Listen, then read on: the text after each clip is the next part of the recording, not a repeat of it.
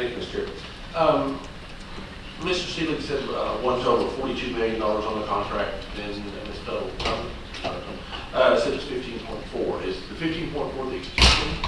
Yes, the $42 million is the federal grant that we got.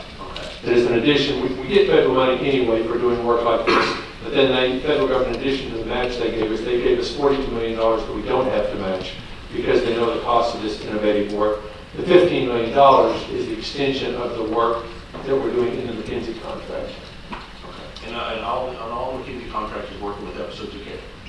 No, sir. It does work with episodes of care, but also patients in medical homes. We've had them looking at our payment systems, on payment integrity. So the payment improvement initiative, episodes of care got probably most of the attention because nationally it's the biggest innovation.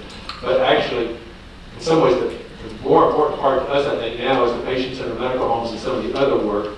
And as Mr. Stevens said, there's some other areas that we've been working on and have not been able to implement yet that we're still working on. And you have other companies working on, I think Mr. Hammer asked this, do you have other companies working on those things you just mentioned also? Well, we have actually, so the short answer is yes, because we have been taking work away from McKinsey and trying to give it more locally into other companies. So for example, some of the work they were doing, the Arkansas Foundation for Medical Care now does. Some of it is done by Northrop Grumman IT, which actually has state-based employees working for us.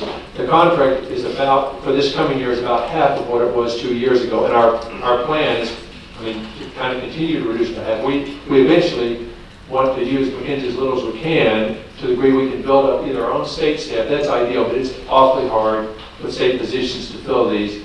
Alternatively, we'll just have to use other contractors, preferably in-state contractors, if the talent is there. How many contractors are we right now using for this? For this project? Yes.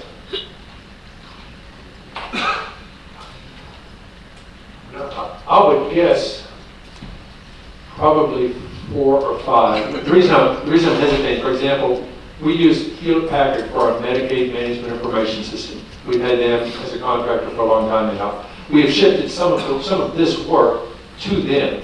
So it's not a new contract and it's not really specific to this work, but they picked up some of it. The Foundation for Medical Care we've had contracts with. We've asked them to pick up more of this. So there aren't necessarily new contracts specific to this project. It's some of our seasoned contractors in Arkansas who do good work. We've tried to shift the work to them. Okay. How much money have we spent on? Have we spent and how much we're going to spend on what this proposal is? So the McKinsey contract, we have spent about $85 million over the last 3 or 4 years. With this money and what we'll pay out the rest of this year, I think the total will be about $105 million, which is a huge sum.